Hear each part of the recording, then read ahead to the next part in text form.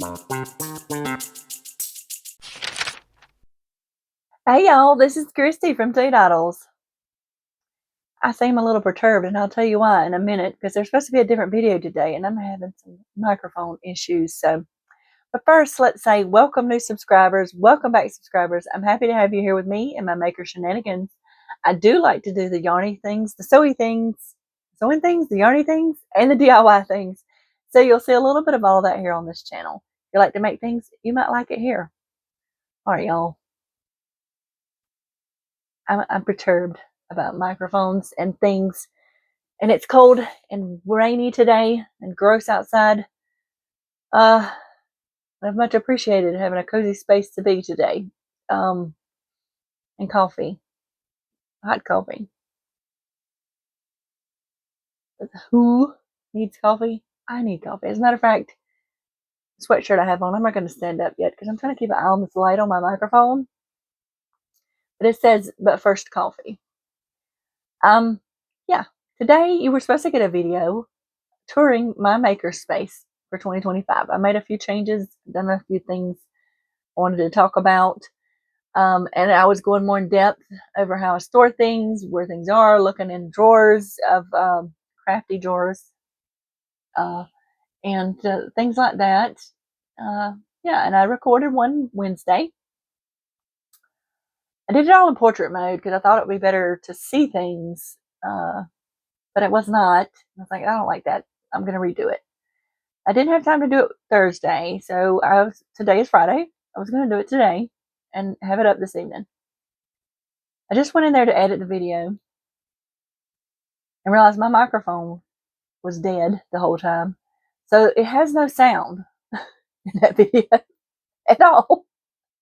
It's like an hour-long video because I was going very thoroughly through my crafty stuff just so y'all could see. And I know I like peeking in other people's maker spaces. I've been watching a lot of videos like that, and I get ideas for storing things or just stuff I want to try, that kind of thing. And then I sat down to record this video. I said, well, I'm just going to have to do a different video today and do that another day because I'm not redoing that again today. I'm tired and sleepy all day.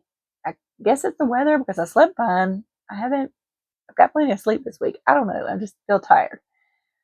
And I was recording this, and then I realized my microphone was not on again. And because this microphone's dead, I have two. My little set came with two. It's this little thing here. It came with two. It has a little thing you plug in into your phone, and then it connects it to the microphone. Well, they have to be charged. I haven't charged this in a little bit, and I hadn't thought about it, and that's why it keeps doing that. This hasn't been used. I see the green light still. So hopefully it's got enough charge to get me through this. I have to remember to charge my microphone when I get out of here. But anyway, I'm quite perturbed about that because that is a little annoying to record a whole video like that twice and not be able to use it. But it happens sometimes. Thus is the life of making videos and those things. When I get done with this and get it edited, I'm going to be doing other things. We'll just say that. I'm going to be working in my scrapbook. Well, not my scrapbook, my junk journal, and getting some of my agendas for crochet and fabric. Get some of them started organizing better. I'm going to do that kind of thing. And you will see a tour maybe next Friday. Maybe I'll get that done this weekend sometime and make sure my microphone is charged so that you can actually hear what I'm saying. I guess I could have done a voiceover, but I'm not sure how to do that yet, so probably not a good idea. Anyway, what I decided to talk to you about today, so it's going to be a much shorter video, maybe y'all enjoy that more, I don't know, is a couple of things that I forgot to mention in my maker stash down. One of the things is something that I did have a picture of in my blog post, but I completely forgot to talk about it in my video. It's a quilt, and I'm going to pop in a picture over here so you can take a look at it. It's not going to be the best picture because this is hanging in my hallway. I put up like a double, the double curtain rods. but they're just aluminum ones. They're the really long ones in my hallway, so I could hang big quilts and things when I need to see how they're looking, or and putting stuff together. And I have a piece of, not the best thing. I need something bigger really, but it's just a big cut of flannel, which kind of lets things stick to it, but I can pin it to it and things like that. But this quilt top has been hanging around for a while. I can show you the blog post so you can see more pictures of me. It's 2 quilt-alongs I did a long time ago. And a long time ago, again, I was putting them together to make one quilt. And they're star quilts, star blocks, and I had some petite set that I was doing another. I don't even remember what these quilt-alongs were for. Anywho, I've been trying to piece it together with other fabrics to get me a whole quilt tie. It's going to be pretty big. And actually, I got it all put back together. And when I pulled it out, I was like, this has been washed. Why did I wash these? Because I had some sections put together already and some pieces I hadn't put together yet. The only thing I can think is that this was so big that it does touch the floor in my hallway. My little dog, when he could still walk around, he used to pee on things very badly. He must have peed on it. Which is why he's not allowed in my craft room. Even though he can't walk, he still tries to scoot around in here because of the carpet. But anyway, and that's why I had to wash the whole thing, because I normally don't wash it till I quilt it because I like the crinkly stuff. But anywho, I've got like 2 strips of fabric I need to cut and then sew everything together, and it'll be done. But that was on my finish it list for this month, and I just forgot to talk about it in the video, but I did put a picture of it in the blog post if you looked at that, which was linked to that video. So the other thing that I did not talk about was that I wanted to learn Tunisian crochet this year. And what is it? Blackstone Designs was going to have a Tunisian crochet along. And I was like, great, I'm going to do that. And then I can learn Tunisian crochet. I had tried it before. I have a whole set of, what is that? Hold on. Okay, I have a whole set of Tunisian crochet hooks with the cables. I got them from Knitter's Pride. And I've been wanting to try them out. I tried Tunisian crochet a long time ago, but it was one of those Tunisian hooks that you can just get from Walmart, the aluminum ones. They're so long, much like they're very long knitting needles. I don't like working with that stuff. So the cable stuff works better for me. And I think I used 100% cotton when I was trying to do that. And it just seemed like it didn't work really good. But anyway. So I was waiting on the email for when her first block came up, or, she'd said it come out the first week of January. And I had it written down in my notes and I just forgot to talk about it completely. I forgot to mention it in a blog post. I forgot to mention it in my video. So I'm going to talk about it here. And it's going to be a little bit of a review of these cabled hooks. So let's talk about that first. This is a Knitter's Pride Tunisian crochet hook. I want to show you, this is the paper that came with it. Right, it shows you all of those things. Got the cables in it. Fabulous. It tells you what size interchangeable hooks it has. It's got 4 different cord lengths, and the cord connectors, end caps, and cord keys. Great. It comes in this little plastic thing, and you'll see, what I'll say is that these cables and everything else is the same thing you get in an interchangeable set of knitting needles. Okay, these just have hooks on the end versus being knitting needles. Now, here with some instructions. These instructions are totally for knitting needles. They're not for, there we go, there it is right there. They're not for these hooks. These instructions are about you can, to fix the needle and hook together, except these aren't needles, these are hooks. You can figure out what to do in here, but this is for interchangeable needle set. The most smart way to knit today gives you the freedom to use different sizes of needles with varied cord lengths. This goes with a knitting needle set. So they just put the same instructions in here. I found that a little off-putting because that's not what this is. The other thing I realized when I've been doing this, although the first squares I did, I'm going to show you that in a minute, were short enough that I didn't need anything on the end. I could hold it with my hand. But I'm doing a larger square, and I had to put a cable. And the only thing you can really do, because it has a screwed end on the other end, is put one of these stoppers on the other end. So then it flaps about while you're doing what you're doing. And I was like, I feel like there's a better way to do this. Because this is, all they did was take the cables and stuff from an interchangeable knitting set, even the instructions, and then make some hooks that will attach to it. And that's all they did, which, I mean, it still works, but I think it's not really a Tunisian crochet hook set if you're going to do things like that. I don't know. I feel like there's some things you could do differently to make this work better for Tunisian crochet. And that's what I'm going to say about that. I just found that hilarious. And if this is still available somewhere, it probably is. I'll link it down below. I don't remember where I got this from or how much I paid for it, but anywho, it's been sitting on my shelf for a long time. So now we'll talk about my squares. So you can do 6-inch, 12-inch, or 15-inch squares for this crochet along, and I'll put a link down below to it. It is by Blackstone Designs. And let me just say, because I'm just using a basic red heart acrylic yarn to do this, I love this. It is very addictive. And this is just the basic Tunisian stitch, the first one. And looking forward to learning more about it. What I will say about this set, the hooks are wonderful for this because they're kind of pointed at the top. Let's see. Let me get this out of here. Yeah. You can see how pointed they are. And that makes it really easy to do what you do with Tunisian crochet, because you go forward and then you go backward. And that's how you do Tunisian crochet. You don't go in the same direction, then turn and go. You don't do that. You go forward and backward for people who've never done it. But this is what I had to do for my big square. I hooked my cable on, but I had to put one of these on the end because,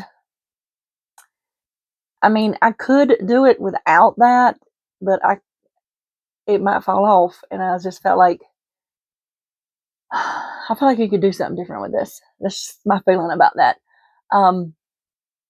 So I will say I do like the end of this, and I do like this part of everything. It's very smooth. It works really well for this. I haven't had any troubles with it.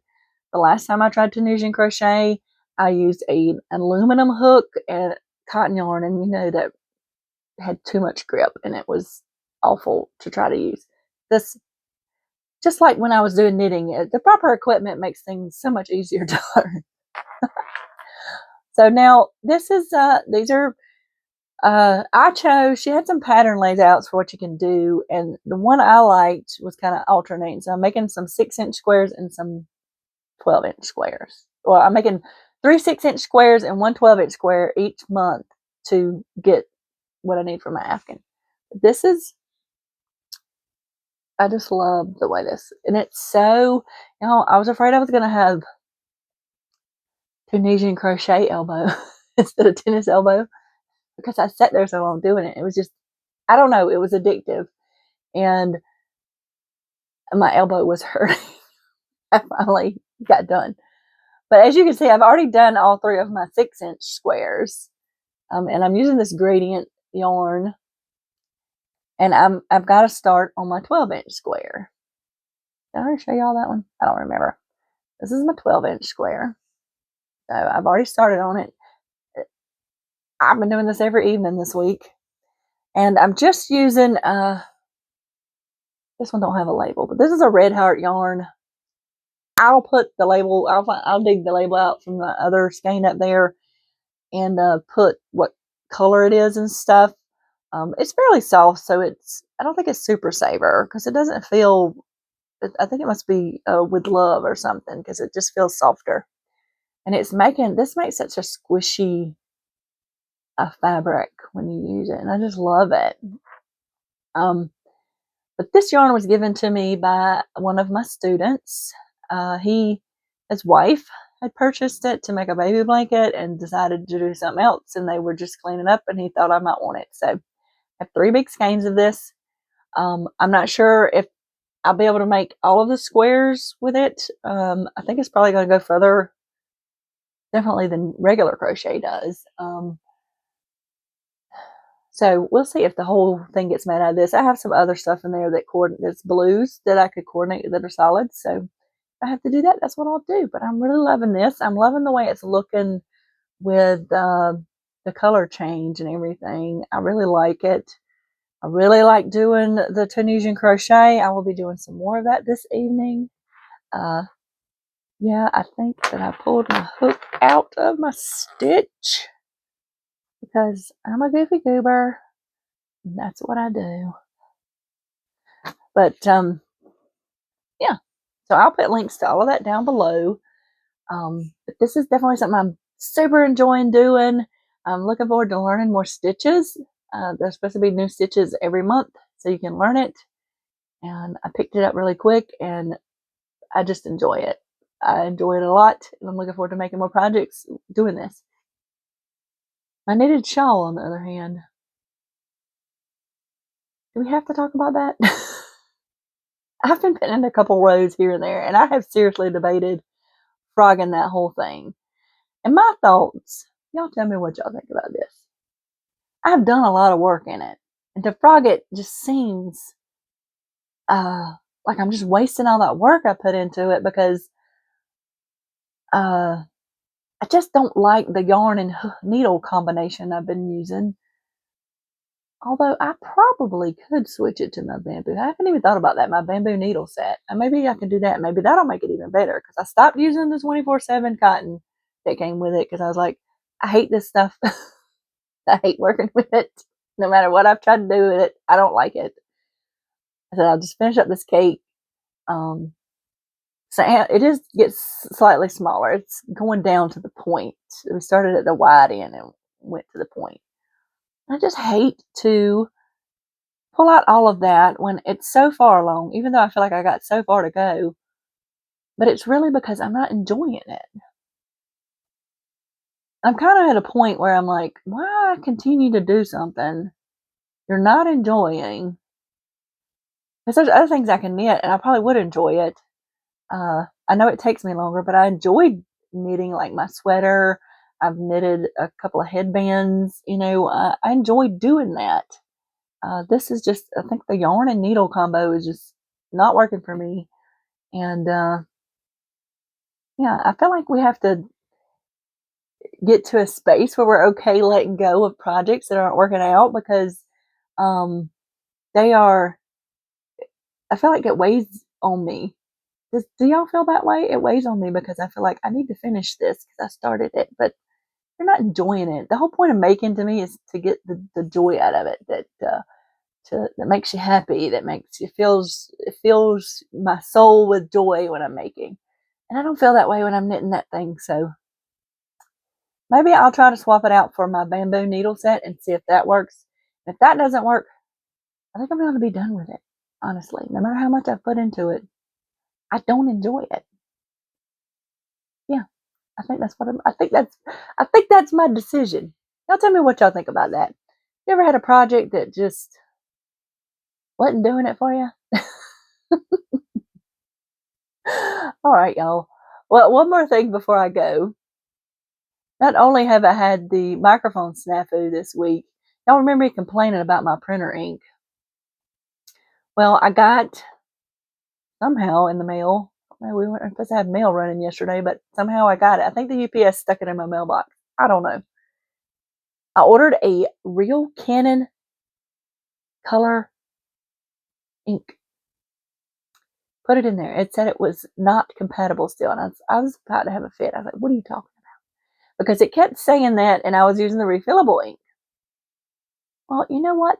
This one and the one before that I ordered, because the one before that was a refillable ink that wasn't working, but they do that sometimes.